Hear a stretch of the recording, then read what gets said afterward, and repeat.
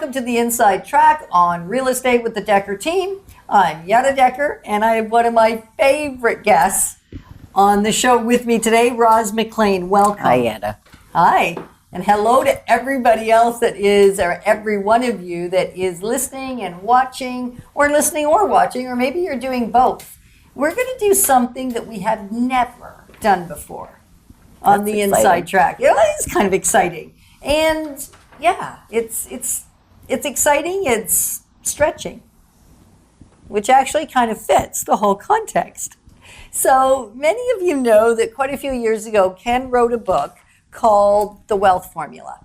And over the years, what we've realized as we've been doing workshops and facilitating sessions around building wealth, that even when we wrote the book, we recognize, and when I say we, you know, that Ken actually is the only name on the book. If you're watching, you're going to see I'm holding up a copy of the book. If you're listening, you won't know I'm holding a copy of the book. And yet, Ken was the one that wrote the book, except really, let's face it, it took both of us and our whole life experience to actually create the content for the book. And when we wrote the book, so I'm going to take some creative license here. When we wrote the book, we already knew that there was so much more to wealth than the financial aspect of it. And you know that too in your life. And one of the areas that's woven significantly through the book is the relational aspect. It's a story, it's got a storyline so that you're following a family, a couple, and then a family through the whole book so that you're drawing those elements together. And then over the years, what we realized is it's so much more than even the relational and the financial. It also includes other core areas like your mental health. Your mental wealth is actually the word that we've been using in relation to that because it is the wealth formula, as well as physical, as well as spiritual. If you're missing any of those 5 elements, you probably don't have the wealth formula. Or at least you've only got a portion of the wealth formula. So as we relaunch it, it's going to be the complete wealth formula. And then one aspect will be financial. And then another aspect will be the others that I've mentioned. And so today's show is going to be specifically on the mental aspect. We've already talked about the other 4 in previous shows. And now on this one, we're going to address sort of the mental related to making your house a home. Like, how cool is that? How does your mental wealth help create your house to become a home? And so, Ros, this is where you come in because Ros has a lot of expertise in this whole area. On different levels. On many different levels. And when we were praying about and pondering who's the right guest for each of the shows, and some of the shows, as you know, have been just Ken and I, and others have had a guest, I couldn't get Ros out of my mind. It was kind of like she was the only person that was possible to talk to me and to talk to you about this area. Well, you know, when I started to think about what you had said, I thought, what makes a house a home? Yeah. And I remember something Ian had said. He said, you know, no matter where we are, as long as you're there, Ros, I like this. As long as you're there, Ros, it's a home. And there are significant people in our lives, right, that it doesn't matter if we're in a room, as long as they're with us, it's a home. But I started thinking about other things about what makes a house a home. And I thought about the fact that that's the place where we are supposed to be most comfortable being ourselves, where we can express who we are. And we see that in the colors on the walls and in the kind of furniture, our artwork, whether we like books, whether we're into sports, whether we like having a big kitchen so we can entertain. It's expressed in the home. It's all expressed right there. Yeah. And I love something Ros was saying to me earlier before we went on air. We were talking about making your house a home.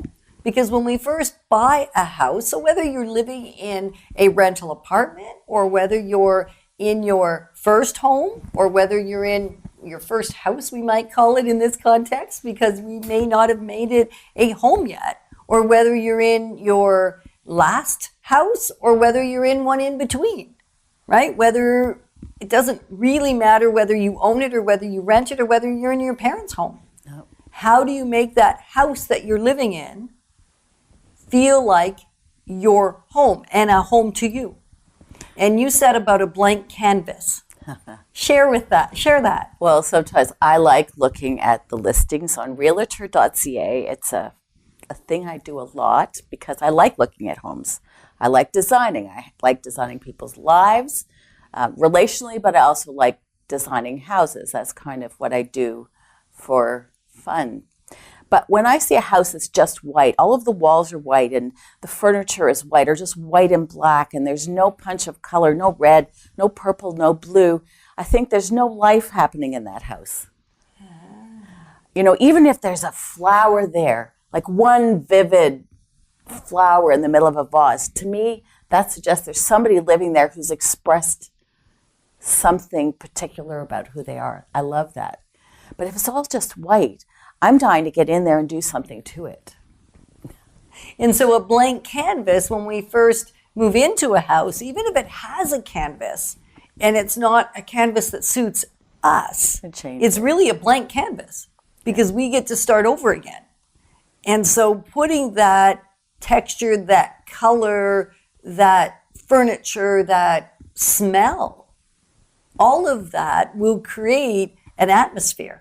I was just reading a book, Art as Therapy, and it's by Alain de Botton, and I forget the other guy who wrote it, but there's a part in it where it talks about the fact that our houses today tend to be more minimalistic in the way we decorate them because outside the home, we are so busy, our lives are so cluttered, they're so complicated, that at home we need a place that has less clutter, that doesn't have too much responsibility because there's so much of that happening outside of the house that inside of the house there has to be a certain kind of order.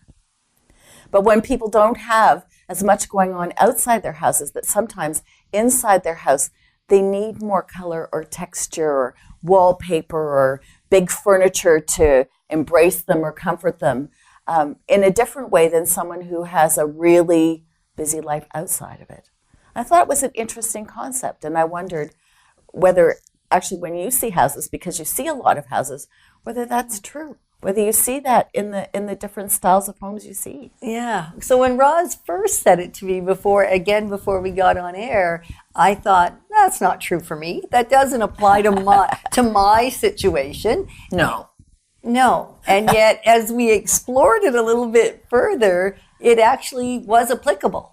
So my home is got a fair bit of color in it, and yet I don't do well if there's stuff sitting on the counters or if there's things, the pillows aren't put, they don't have to be precise, but they need to be standing upright, not laying down, and certainly not on the floor after the grandkids have been over and created forts out of them.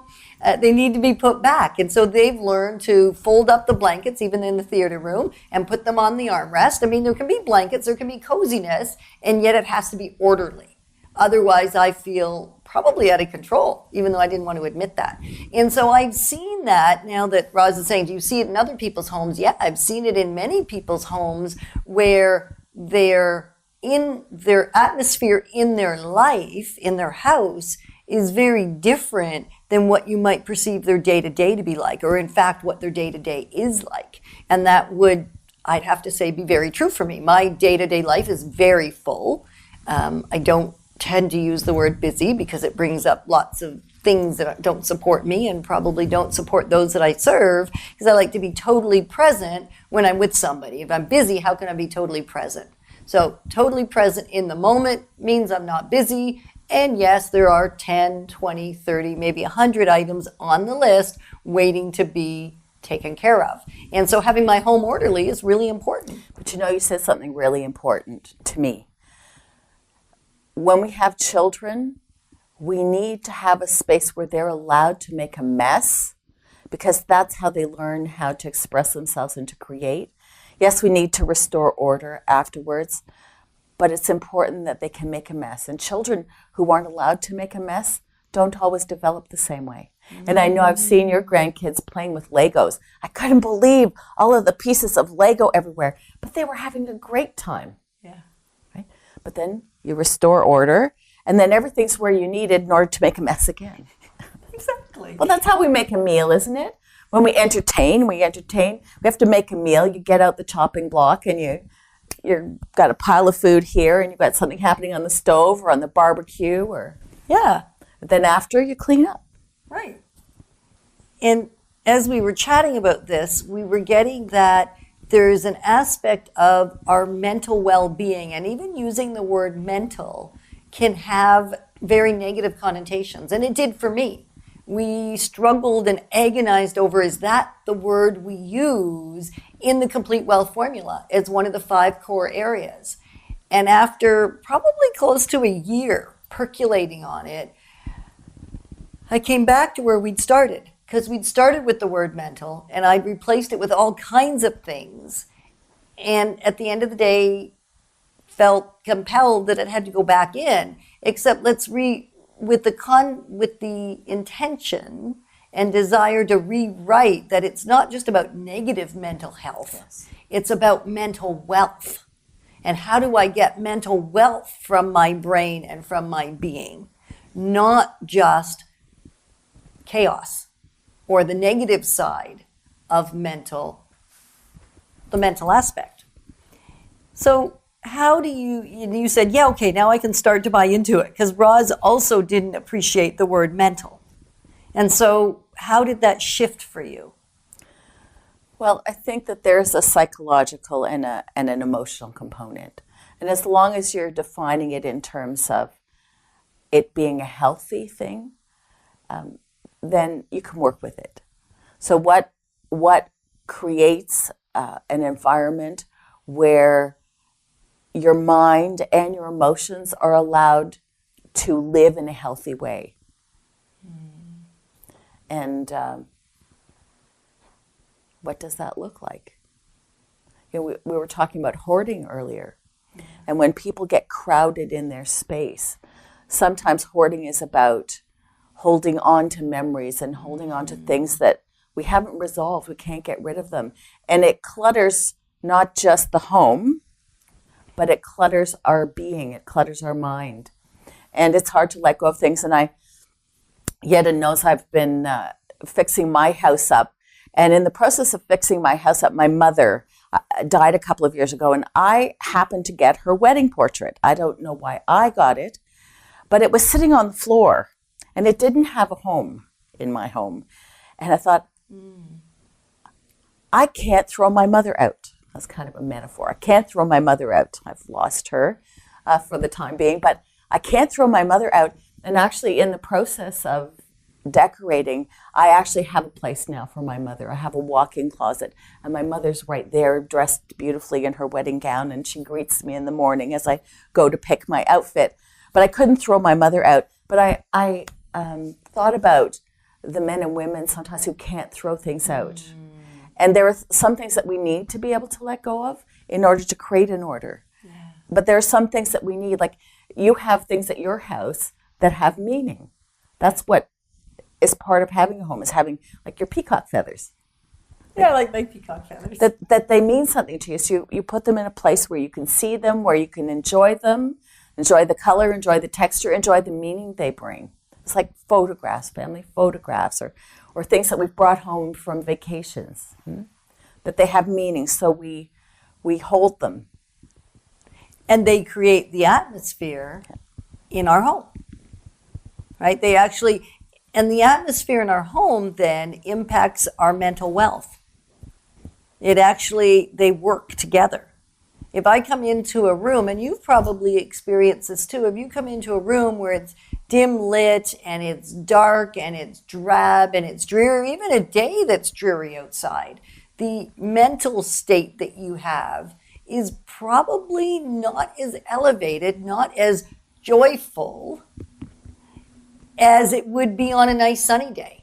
Or a room that's more picturesque, or a room that's got something in it that kind of captivates the attention versus something that's just completely blank. So the atmosphere in our home actually helps create the home rather than it just being a house. And what are some of the things that bring atmosphere into your home? Sound. I can't have too much water in my house. I like the sound of water. I have a pond outside, so when I want to hear that sound, I go outside to the pond. But inside the house, if I have water going too much, I would spend too much time in the bathroom. I can't have a lot of a water sound happening. I got to share a quick story. The other day, I was in my home because we have turned our house into a home. And when we first bought it, it was clearly a house. And many people that came over, when they saw it, they said, "This is not you. I don't get it." And I said, "Just wait. I have an imagination. I've got an idea of what I wanted to feel, look, smell, and be like, and it's going to take getting rid of some walls, and it's going to take changing every paint color in the house, and it's going to be taking down lots of decorative finishes above the doors, and it's going to be pretty intense, and it's going to add some texture." Interesting that it had to add texture. And so as we did that, we did turn our house into a home, and I was cooking in the kitchen. One of the things that not necessarily I love to do, one of the things that I get to do a whole lot because the family's big and there's lots of company and we live in our house. And in the process, I've learned the power, the impact of steam a lot over the last month or so. Because on 2 occasions, once I managed to get 2nd-degree burns out of a steam, and another time I got 1st-degree burns. And so I ran to the water after I put my finger in my mouth, which I know does not make any sense. Anyway, do it anyway. So I run over to the water tap, and I get it under cold water after the family members yell at me to get some cold on it. So I get some cold on it. And then I'm standing there in agony because I got to go to the bathroom now because the water's running. If the water's running, it means you got to go to the bathroom. So they did have a good giggle, and I did make a mess. I didn't really make it, and it's probably way more information than you need. However, water, it's the important part. Yeah, it's crazy. It really matters. And it's a big, so the sounds in your house, so whether it's water or background music, I never wanted to get my grandchildren drums because I knew if they had drums that there would be a sound in the house that maybe I wouldn't appreciate as much. But when they come over, they want to play the piano. They want to play the hand drums. They want to make a sound because the sound fills the space. Right. So what kind of sound do you have in your house? What kind of color? What kind of fragrance do you have in your house? Huge. Fragrance is one of those other aspects that I think we don't always recognize the impact. Even when somebody is out looking at a house to turn it into a home, the number of times I have somebody walk in the front door and then walk out the front door because they've seen enough. It actually wasn't that they saw anything. It was that they smelt something. And as much as that could have been changed quite easily, well, or maybe not easily, it could have been changed. It's already been such a register. So in terms of our mental wealth, the smells in our house would totally change the experience we have in our house and therefore turn it into a home. It impacts the senses. Yeah. We also talked quite a bit about joy. Yeah. And how can you create joy in your house? How would you do that? Joy. What would be an example of how you have created joy to create a home? Do you know, when I think of joy, I go back to my family of origin, the times that we sat around the dining room table together and laughed. That there was something about being with people, and I liked elephant jokes, so I would tell elephant jokes, and they were never funny. And they still aren't funny. But whenever I tell them, everybody laughs because they know it's not funny. It shouldn't be funny. But it becomes hysterically funny because I keep saying one joke after another that isn't funny. I know it doesn't make sense. No, it does make sense. It makes but there's something, they know me. And when I say those jokes, they go, oh, here she goes again, right? This is part of who we know each other to be, and we share it around a table, or we share it outside on the deck, or we share it, playing a game of horseshoes in the backyard. Like, it's the times when, for me, joy comes when times when we're together and we're sharing something, cooking a meal together, or my grandson and I going down to the basement and painting together.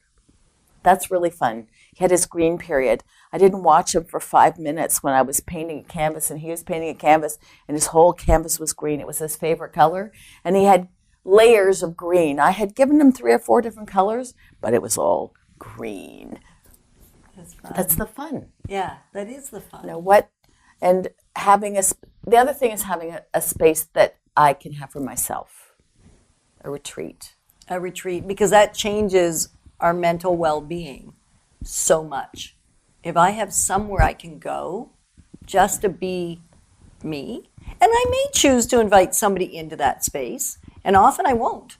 It's just my space. So what are some of your favorite spaces? Because maybe as we share our favorite spaces and how we've created them to be helpful and beneficial and create great mental well-being and joy in our lives, that you'll get an idea and you'll want to do the same thing. Because maybe you've never thought about it. I know that our bedroom, the master bedroom, is often the room that is neglected the most. It becomes the catch-all. And for the first 15 years of my marriage, it was the catch-all for everything. And we've now disciplined ourselves, and it's a discipline to recognize that that's probably one of our sacred spaces. That's a space of quiet. That's a space of soft music. That's a space of lovely fragrance. That's a space of togetherness. There's no TV in there. There is a radio, because that's our alarm clock, and it's far, far away, and it has a CD player, so we can choose the music that's in there. Diffuser on the nightstand, like all very strategic. You can't have too much in there because it'll knock over things. You'll make a mess. In fact, just a couple weekends ago, I had those great grandbabies over again, and they know that that's a sacred space, except in that sacred space, there are a lot of pillows. And they'd had a sleepover, and three of the little ones slept over, and they all wanted to sleep in our room. I know, not my favorite gig. However, it was their favorite gig, so we decided to do it. So we lined up mattresses on the foot of the bed, so they had like an oversized king bed, and they all lay down there and had a great night's sleep, which meant they had mattresses, they had an abundance of pillows, because we already have an abundance of pillow, lots of extra blankets. So guess what's waiting to happen once we all go downstairs in the morning, have a great breakfast that they help Grandpa make. Now they're ready to sneak upstairs and make forts. Except I do have a glass vase from my wedding. Well, actually, let's say I did have a glass vase for my wedding. Because all of a sudden, one of the sweet little ones came downstairs and said, "Need your help." And it was shattered everywhere. Fortunately, I didn't melt down too much, just a little. My daughter handled it well. We were all there. We put it all back together again. And even those little mishaps mentally can have a big impact on us. And so taking that a little bit in stride helped, because I had a great atmosphere of people in the house to help me. I'm finding I'm in an interesting season, because when you think about family being gone and maybe downsizing, there's a time when you have to let go of things and decide what's really important.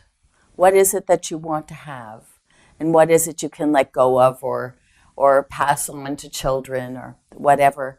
And it really makes you consider what's significant in your life. And sometimes the grandbabies handle it for you. Sometimes they handle it for you. I have a really hard time letting go of my books.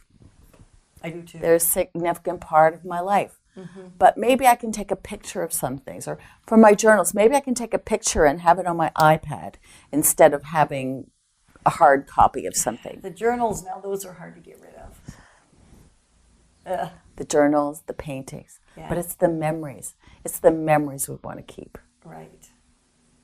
And so creating joy in our lives is often done by the memories we create.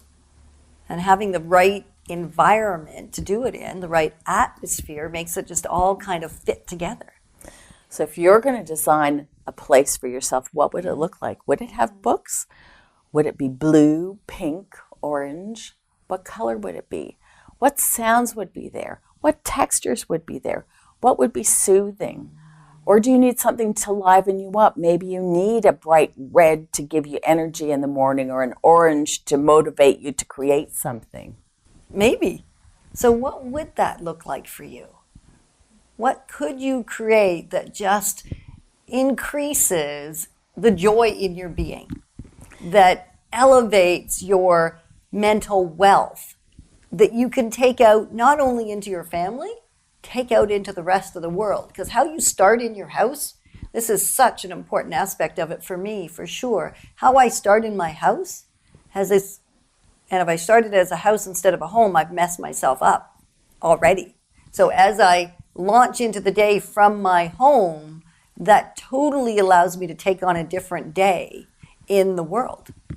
Do you ever find that? Yes. If I've had my cup of coffee and I have had my breakfast and everything's put away, then I'm ready to face the day. But if I've left chaos behind, it's still there when I come home. Nobody else looked after it for me. They don't in my house either, or my home. So if you're thinking you've missed some of the previous shows and you want to get a little more information on the relational, the physical, the spiritual, or the financial, you can go back. They are archived at chri.ca as well as dekkerteam.com. There's podcasts, there's videos. And then our next show coming up will be the summary of all of them put together, which hopefully will add some significant value in just bringing it all together. And so we talked about joy a little bit, atmosphere a little bit, and there's 3 other aspects of the whole mental wealth picture, which we'll share in upcoming clubs and sessions and other material that we'll be creating. Yeah. And cannot forget, if you're looking for a home that has significant atmosphere that and just a real pull that already is feeling like a home, Ros actually has one that we're in the process of helping her sell. So if you're looking for something really interesting in the Glebe, best location in town, close to everything, you've got a great atmosphere outside your door as well as inside your door, connect with me and I will introduce you to an amazing space to call home.